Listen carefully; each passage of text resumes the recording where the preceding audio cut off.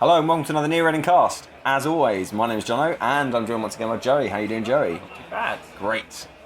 We have more footage from the UK Nationals which took place at the UK Games Expo in Birmingham in May. And we have, we're still on round 4, so we have on the left got Chris Dyer and on the right got Sam Burdock in the reverse of the previous game. And on the left, Chris is playing his RP deck. And on the right, Sam is playing his bonkers Chaos Theory deck. There's another way to describe it. So Sam played a lot of like Chaos Theory, Personal Workshop style, Stim Shop deck in the past. So I don't think that's what this is, but he's definitely a big fan of Chaos Theory. The one time I've played against him, he was playing a crazy Haley deck, which actually isn't that dissimilar to one I've got at the moment. Look at that! Yes. Fist pump off the draw. So he mulliganed into a fist pumpable hand, so that's good. Yeah. Not hiding that at all. Like, yes, that was a great draw. So RP, Snitch. Hedge, Ice, and Credit. Okay, so Snitch and Au revoir. So, alright, it's one of them. Okay, and Self-Mod. For another Au revoir. Which he can obviously use Recruit to get another one. Click 4, he obviously can't afford the Au revoir yet. Okay, so he draws. So, yeah. So Snitch obviously lets you run on unresed Ice and jack out before you access it. Should it be bad, should you face check it. And it also tells you what it is. Au revoir gives you money when you jack out, so you can just run around and just keep checking out what he's got and jacking out and getting money for it. So you get all 3 Au revoirs up and you get total information about the outside ice while getting 12 credits a turn. So he starts by snitching to see a Lotus Field and Enigma. We're going to have to remember what's on this ices. And then he has 3 credits, so he uses that to use Self-Mod to get another Au revoir. Yep, not too surprising. And then he can go look at another. So now he gets 2 credits each time. Yeah, that's right. So yeah, it really needs the 3 to make it that much better than just having an opus down. Because bear in mind, this is like having an opus that takes 4 cards. Yes. All of your influence and 4 MU. A lot of clicks to sell. Like, you're as opposed to an opus which is no influence and 2 MU. So credits, So you need the 3 to make it really worth it, make it that much better than having opus. And he drew twice. You also get information as well, which is... Yeah, you're finding out what's there. So he knows, for instance, that there's 2 code gates. So should he want to break ice at any point, which I guess he will, then he knows that he should favour code gates to start. So I've never actually... I know this is a deck, and I've heard about this deck, but I've never actually seen it played. And my interest is, what point do you have to start trashing stuff to install breakers to actually get it? Because... like your whole MU is taken up by this economy. So his Chaos Theory. You get 1 extra. But if you have a console, they'll give you some extra memory, a bit harder. Like an Astrolabe will give you an extra 1. Maybe a toolbox. Yeah, you get I 2. don't know. Yeah. But yeah, there's obviously a lot of setup, but he's got this going really fast, and he's gonna install and immediately use Self-Mod to install another Au revoir. So he's got all 3 out. You then can check, you can run the centrals again, bounce, and then also check what this ice is on the remote for another 6 credits. He's only got 1 click left. Oh, he's got 1 click so he snitched twice. Sorry, he already snitched the remote to see that it's an Enigma, and he snitched a central. So he got some credits. So, that's fine. No, it's moving quite fast. So he's running archives. What he's mentioning here is that he's not doing it, but he wants to highlight that when he runs archives, when he runs a server no ice, he is allowed to jack out. So Chris immediately reached for the Jackson. So he's just saying that he could run archives to get money from Au revoir. I mean, it's kind of irrelevant. You can run an He was just mentioning it that he's just mentioning that Chris, when he runs an uniced server, Chris should confirm if he actually wants to access because of Au revoir. It's a fair point to make. Just stay within the rules. You don't want to mess up and to have that when it's really important. Flip over a snare, and he was like, "No, I wasn't actually accessing." He got that whole thing. So, he installs 2 cards in the remote and advances one of them. So I wonder what this is. Caprice and Anise, I guess. Yeah, that would be the best case scenario. Yeah. I mean, with 1 credit. There's 1 credit on the side, but he can get 3 a click. 3 a click. And he can. And he's also got the RP. Yes, he's undoing RP, which is kind of nice. Anti-RP play, yes, and now he just run the remote. So instead it's an Earthrise, anti-Drew as well, start turn. So I love how quickly he's got 3 reservoirs in the snitch. It's amazing. Like, it's so cool that that's why it's best in shape, I suppose. Is you get extra MU with Kersley, but you also just get it going so quickly. Yeah. So it was a Nisei which he scored out. So he has 2-point advantage, and he has that counter, which could be useful. It's worth mentioning as well for Au revoir, which is an underplayed card. It doesn't work, right? That it doesn't combo. Yeah, it has to be. The runner has to actively jack out, which means end the run subroutines on ice. Also, very importantly, don't trigger. No, which is why Au revoir was written off so early. Is that it's not every time you make an unsuccessful run. Yeah. Which would make it a really amazing card. It made it a card that everyone wrote off really early until someone came up with. But this is how you gradually see Chris start to play towards this actually. So we'll see it when it happens. Is that the way you kind of defeat that? Is you res ice on the outside. You res end the run ice on the outside of service, which means he can't snitch it and jack out because it's not on res, which means he has to encounter it. And if it ends the run, he's got to break it to have the opportunity to jack out. So yeah, or you can have it do nasty stuff, I guess. Park or whatever. So I learned the other day, interestingly, I think on Terminal 7 podcast, great podcast, that this deck came out of someone playing a tournament where they were assigned IDs. Oh really? And they were asked to come up with something interesting and new and different, like as part of a tournament, just as a playing round. He got assigned Chaos Theory and built this deck. Why would your mind go to this? An incredible deck builder mind, and he made a deck that was incredibly viable, and probably a lot of fun to play, I imagine, which is. Yeah, maybe, I don't know. Okay, so we have a celebrity gift, and I'll tell you what's in there. It's a toll booth, a piece of ice that I believe in Excalibur, another piece of ice that I believe is a pot, Executive Bootcamp and interns. So we've got 3 pieces of ice and Executive Bootcamp, which is quite nice. So what's Executive Bootcamp? It's for Sunju, right? In RP? Yeah, it's for Sunju. It could also be Valtech. Yeah, sort of. Sure. RP doesn't really have any Valtech, and it's a terrible matchup for RP. So. But is it because don't you need multiple blackmails as Valencia? I guess not. You just run whatever on the central and then. Yeah, you've got Ita. You vamp in to 0 and then So it's you're right. Bootcamp definitely helps that matchup. So we've got Personal Workshop, which I guess is the other side of this deck. So we're putting a Fem on Personal Workshop. So Fem, we've seen quite a lot of influence. Off the top of my head, I actually don't know. I know Fem's like 1 influence, but I don't know what Au revoir is and what Snitch is. But they're going to be 2 each or something like Au revoir 1 maybe. Yeah. Okay. So anyway, this I don't is also know, we didn't point this out. Executive Bootcamp, amazing against this. It's matchup. good because that's exactly right. So he decides to put it down and start using it to res ice on the outside of servers. And of course, he only really cares about centrals. If Sam wants to run a central and break it and then snitch a remote, fine. He's using 2 clicks to get the Au revoir ability. Yeah. But it means he can't keep putting ice down. I mean, he wants them to be stronger than just an Enigma. And so this combo is still going to work, but Bootcamp helps hugely. Also going to make him res all the ice and make him very poor doing that. So he still has a few turns of take 12, take 12, take 12. Yeah. So he's got second Earthrise Hotel, so he's going for the draw. I think that's a reasonable strategy if you've got a lot of key cards, Au revoirs, or self mods that get them. I think getting a lot of draw, things like Diesels and Earthrise Hotel early, you just want to fire your deck through your hand, so you can just catch what you need to get it early. So I'm guessing he reses the Eli now with the Bootcamp on Chris's turn. He also needs to ice up Archives. Otherwise, he can just take 12 next turn. Yeah, that's right. Yeah, he does need. Eventually, he needs to. I mean, it's quite powerful, but Sam's not exactly abusing the position he's in. He's snitching a couple of times. No, he's building up board state because he needs to pressure at some point. So so mental health, mental health res. So I guess if you've got the opportunity to get a lot of money, you could also consider pressuring assets and keeping RP very poor. I don't know, it's tough. He's not really in a position to do that. He hasn't got any breakers yet, or even a means to get breakers. I mean, he's got Personal Workshop, I should say. So he's got Atman and Fem, not a traditional breaker rig. No, but he has obviously he's tight on MU because of his combo. So he's minimising the amount of MU he needs, and Atman does that. That's true.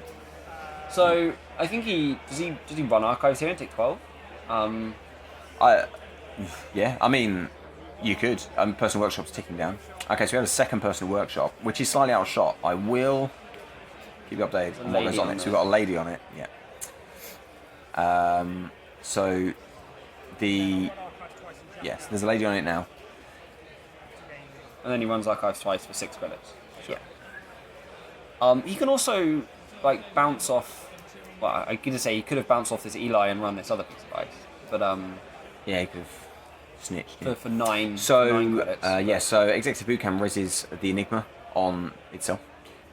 So that's another place that Sam can't easily snitch, which is good. I think has it's got an the right insane approach. amount of ice in hand right now.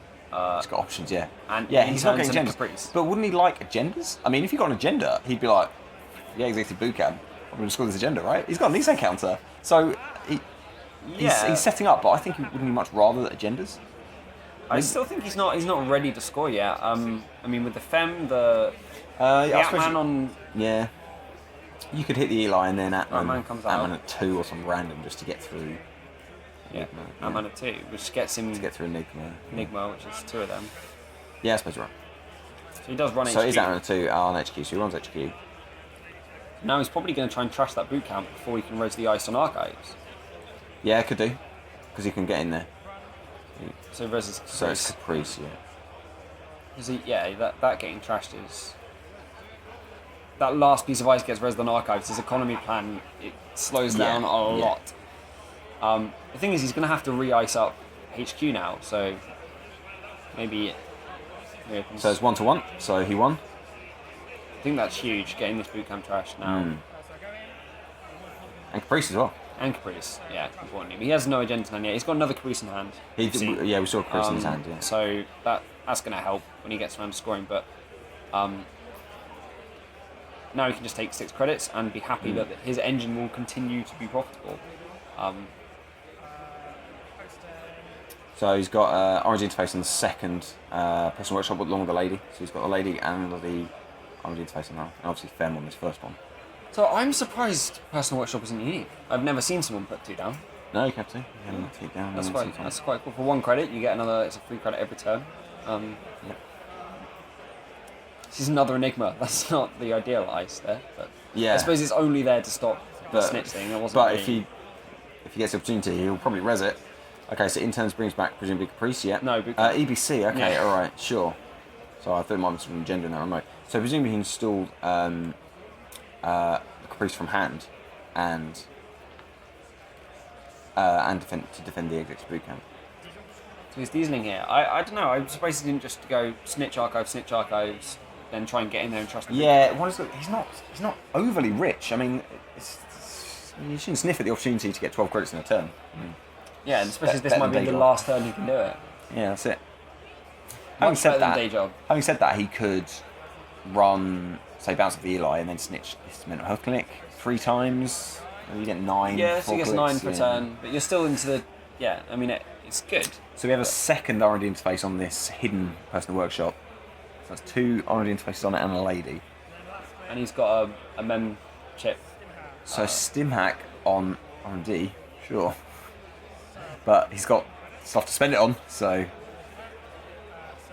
he's obviously going to bring the lady in. So, oh no, he brings in the 2 more MU first. Oh yes, okay, yeah. So I didn't see that go down. So the mem chip. So that's your solution. That's where you get the memory from. Yeah. So that will support. Lady. So only gives him 1 MU spare though. Yeah. So he's got.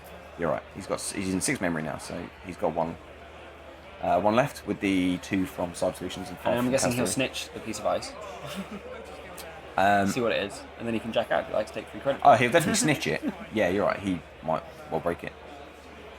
He gets to see what it is before he makes the decision, which is huge. Yeah. Snitch is so. I've run a deck with snitching before, and it's really useful being able to do that, even if you haven't got 3 or bars on the table. So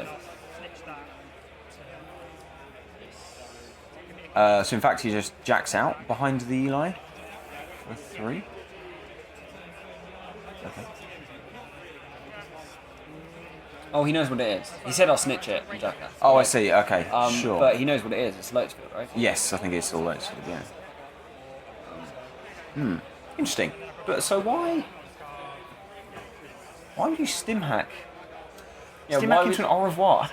I mean, you get. It's just a. I get using stim hacks as money, but why go into R&D, not into why archives? go somewhere you've got to break something? Maybe he was going to install the lady anyway. I don't know. Yeah, it's just strange. You used the lazy count on extra credit you didn't have to spend. So. Yeah, I mean, he could have just stim hacked on archives. Maybe he thinks that's going to be cheaper to break. Well, he can break. No, you can snitch and Enigma. You can just like snitch and jack out and use that extra money to more. Actually, that's a good question. I don't know what the ruling would be. I don't know if you stim hack and snitch the first piece of ice and jack out. I don't know if you actually have a window to use it. It's possible you don't. I'd actually have to research that. If it's the very first piece of ice, you might not have had a window by that point. I actually don't know. I'd have to check that. Yeah, sure, okay. Anyway. But you still could have gone on HQs. Okay, so we're snitching that. So that's an Excalibur. Okay, so I like Excalibur over Caprice. It's annoying as hell. Yeah, it really but it is strength. Strength 2? No, it's not strength 2. Strength 3. 3, 4. Yeah, so it's not admirable. Okay, so we have to solve that. And it doesn't have a traditional type either. It can be broken with AI brokers. Ant-Man's the only way through it. Yeah. Excalibur is amazing, in RP particularly, in front of a Caprice or on a Central. So he lets him res it and continues. Which does mean that Sam can run here and not worry about the ice and jack out to get 3 credits, but he can only do it once, so he can't stack it in a turn anyway. Yeah, and it is on a remote, so he has to run a Central first, so it's not as good. He has to bounce off the Eli first. So he's still kind of maintaining. But he could use it to get an access. He could run HQ, get an access, RP1 that and then bounce off that. Yeah. 3 times. So it's a pretty profitable turn. Be 7 credits up and access HQ once.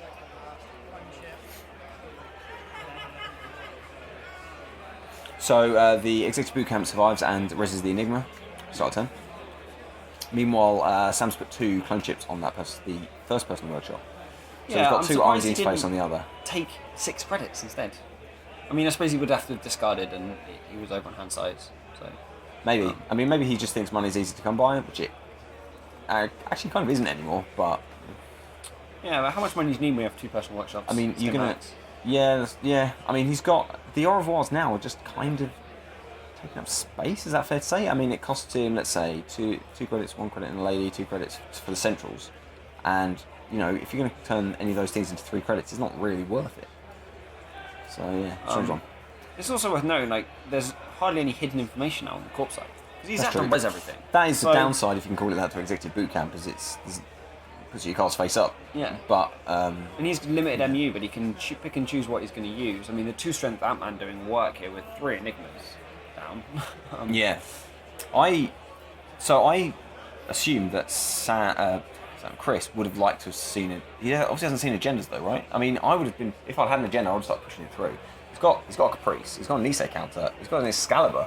This is a hard service to get into. If he could chain another Nisei, it would be amazing. Well, use a Nisei counter. A Nisei counter and an Excalibur will just chain out Niseis, right? If you haven't got a way of breaking it, which he hasn't. Yep. I mean, he could fen it, I guess. So he can spend a lot of money to try and.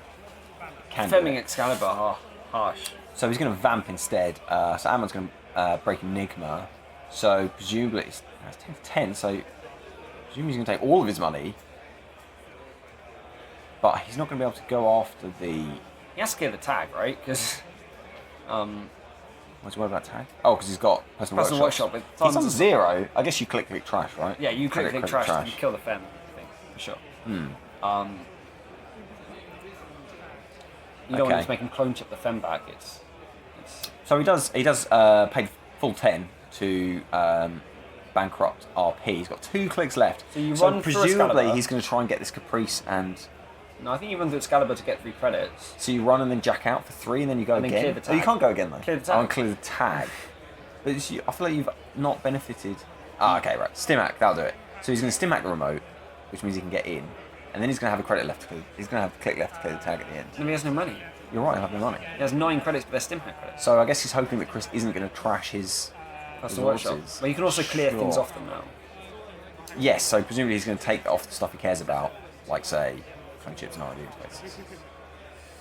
So he's got to decide. He's obviously not worried about Excalibur. He's going to let that fire, right? Yeah. Because as if he's not planning on running again. He wants to keep 1 for Caprice and 2 credits there. 3 for Executive Bootcamp. What's trash cost? Executive Bootcamp. like, it's quite a lot, isn't it? It's like 3 or something. I'm sure you're going to show it up now on the screen, are you? It'll appear in a second, so we'll know. So he needs to save that much, whatever it is. And then he's also got to break Enigma. So he's only going to have a couple of credits spare. So, yeah. So let's see, what did he do? He breaks the Enigma. He removes some counters from one of the R&D interfaces. So it's only got one left. And then he trashes... he obviously trashed both things in it. And Stimac fired, so he took brain damage. What would you give for some new EMPs now, right? So he's got 2 brain damage and a tag. And he can't run to get his 3 credits from anywhere. No, he's... So I think he clicked for a credit, and he's...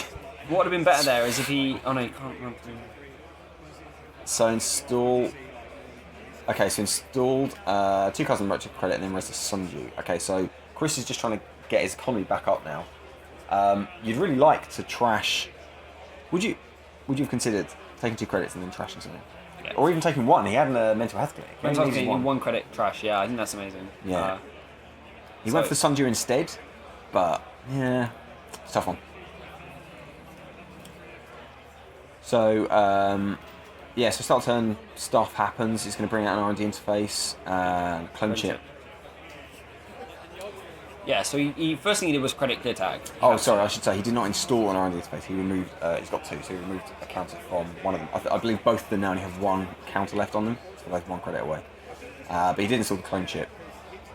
I'm not sure what he's got. This clone chip. Oh, he threw away an Escher. He lost an Escher. Escher would be amazing. No. Escher would be amazing. Escher would be amazing, especially for Orivos stuff. Just line up. I don't know. Well, there's only 1 piece of unraised dice, but you put the Excalibur onto Archives, like get that out of the way because Excalibur's being really. Yeah, well, you take away from Caprice for sure. Yeah.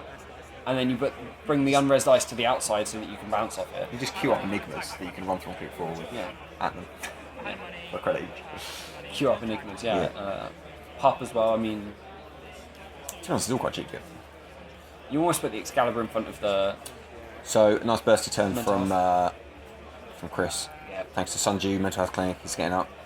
So he took a bunch of credits. So I just really don't think Sam took enough early on. He didn't utilise his ability to take 12 credits a turn enough, and now he's dried up. And that boot camp, oh my god, has that done work? Yeah. Like, without boot camp in this matchup, Sam has 1 million credits right now. It's insane. But boot camp has really, really helped shut down the entire game plan on Chaos Theory side. So. We have the R&D interface come in. Yeah, so presumably we're going to get a couple of R&D runs. It's got Lady, which gets 3 life for very little, although it won't last forever. He does have clone chip though, so we can get it back. So interestingly, we have an Blacklist. Okay, so Blacklist changes the maths around. Sorry, you can run. You can take 9 so credits. yes, he did put a thing there which he can snitch a bunch, and then say run. And then trust Blacklist. Run Blacklist. He'd have. So same old thing kind of goes away. I'm not sure what there is of use. Yeah, sure, I guess. But Stimhack is the obvious choice, I suppose. It seems to revolve around Stimhack. Stimhack, he's got clone chips. And he's got clone chips, so he can get out programs or self-mods, that kind of thing. He's got the memory for self-mod. Did you say 12? 3, 4, 6. He snitched 3 times. He snitched Toll Booth on R&D 3 times, and then he just drew. So he left the blacklist. Yeah, strange one. He's getting that money while he can. You don't know what shenanigans are going to happen if this shuts down That's again. it, yeah. So, but yeah, no, I think trashing the blacklist, trashing the mental health clinic, challenging the Sunju maybe. There's, once he's got the money back, he can start trying to drive Chris's economy back up again. Yeah. I mean, so Chris is recovering quite well. The Sunju and the mental health clinic unchecked are obviously didn't work for him. It's 3 credits a turn. So, okay, so the second R&D interface comes down and Torch goes on the now empty personal workshop. And Snitch and R&D. So we've got a second mental health clinic. Okay, right, so hopefully this is now finding an agenda, which is double advances. So Chris is feeling the pinch because he's been waiting so long for agendas to come through. He's finally got one, presumably. Yeah. He was forced to put that Toll Booth down on R&D because he's got 2 R&D interfaces out, and they're all in there. Like, he was worried about losing the game. Yeah, that's it. So he made that hard decision to give him all the money back. And he's got Excalibur and Nisei counter and presumably a Caprice. So this server's fairly well defended. It's worth mentioning at this point as well that there is a genuine time pressure for this game, very short on time. So let's see. I don't know if I have a time count on here. We've definitely passed the call for 10 minutes. So and is this? I mean, unless he does something, if this is a 3-point agenda, he might be able to rush it out and then just draw, try and get another knee or something, and force it through. You can hear the volume building up. People are chatting. Yeah, that's around. it. Like, yeah. It's time's going on. Fortunately, top table was quite tucked away, so it wasn't surrounded by people early on in the day, which I think was which quite is good weird. and bad because it meant you couldn't watch easily. Yeah, but that's I think good because you want to let these people get on with the game, and I didn't observe many games at the very top end of the tables during the day until the cut where I was watching. So. It's fair to say that despite the time pressure, while Sam is obviously feeling the time pressure, he's not responding to it. No. Chris's turn, so we're on turn 17 now, I think. But I think Chris's turns have been 3-second turns. He just take 3 credits, go. Yeah. But Sam, the number of cards on Sam's side, it's just, I don't know. I think that with this game inevitably going to time that Sam, I don't like this deck choice for a tournament. It's a hilarious deck, but I think it's a terrible choice for a tournament. Sure. Surely. He's also playing RP. He's always going to be slow to set up. Yeah, exactly. Why would you do that? Anyway, okay, so Semwood Vamp. So this is on. This is actually last click. So he's running on HQs. Atman obviously trivially breaks Enigma. He RP spends the Nisei counter though to avoid the Vamp, which I totally get. So he scores out. It's future perfect. So he's on 5 points. He doesn't only need 2 points to win, but he doesn't have time to draw the agendas. The players now are kind of panicking because they think that's time, but it's not. They've got about a minute. So I think there's another 2-pointer in Chris's hand, which he has to. There's an Nisei in his hand. He has to try and get that out right because he can't lose. He's at 5-0, so to him losing that agenda is nothing. But he wants to get the full 2 prestige. But he won't have time unless he gets another turn. He won't have time to install it. Yeah, you're right. Anyway, so he rests the toll booth when he gets run, and Sam is going to bring out Torch, which makes sense. He's still got that Fem sitting around, which is obviously great for the toll booth, but he wants he wants enough money to install advance. It's interesting. He knows he's got a Nisei. So he's going to access 3 cards anyway. So he has Utopia Fragment. Whoa. 3 points, and a Yagura. And NAPD. So he immediately goes up to 5. And as he takes it, time is called. So he does have the opportunity to finish his turn, and Chris gets 1 more full turn. Chris can't score because he doesn't have any fast options. So he goes to 5 apiece, and they just agree that it's a tie. Now, actually, Sam does have 3 clicks left, so he could have run R&D again. He could have got more points. There's obviously agendas in R&D, or even HQ, I don't know. But they decide they accept a draw, tie specifically, and it's a really crazy fast end to what was an incredibly slow burning game. Yeah. So I think. Yeah, that's fair. I mean, Sam was taking quite a long time. You said he had a complicated board state and a lot of decisions to make, and it was difficult.